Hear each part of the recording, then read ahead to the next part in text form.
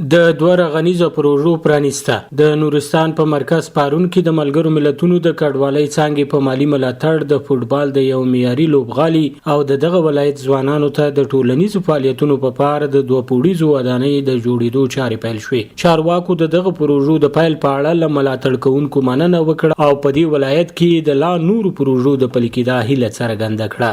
دا باندې اولی پروژه په نورستان کې نه به اخیری وي. تر دې ملک هم ډېرې پروژې دلته عملي شوي دي او افتتاح شوي دي.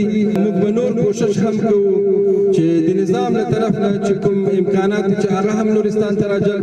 په همدې حال کې د ملګرو ملتونو د کډوالۍ څانګې مسؤل ویلیام ایجالو وایي د نورستان بېوزله خلکو ته به پام وکړي او په دې ولایت کې به د ځایي مسؤلینو سره په ګډه خپلو مرستو ته دوام ورکړي.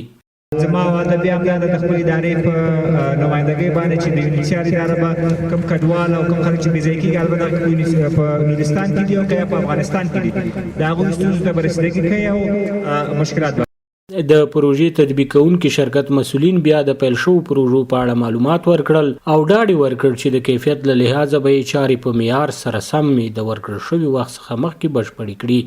یو پلی ګراوند دی د والیبال میدان دی مکمل سټنډرډو سره او یو اداري تعمیر دی په 2 منزلونو کې یو مسجد دی په دې کې او د تشنابونو یو سیټ تشنابونه دي کې د اوبو څاه ده کې د اوبو ذخیره ده کې او یو د محافظ اتاق دی او د احاطې سره.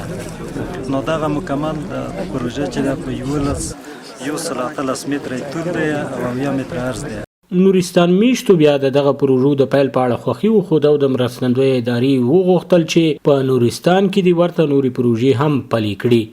زمونږ د کلي ځوانانو یا د منطقې ځوانانو لپاره د ورزش یوه ښه ځای جوړیږي. ځوانان د خوشحالۍ او په امن سره راځي د لوبې کوي. اولا چې د دغه پروژې وارد شوې په مؤسسه چې دی یونیسیار او بیا چې د نورو ټولو ادارو څخه مننه کوم چې دوی راغلل او همدغه پروژې دلته افتتاح کړه.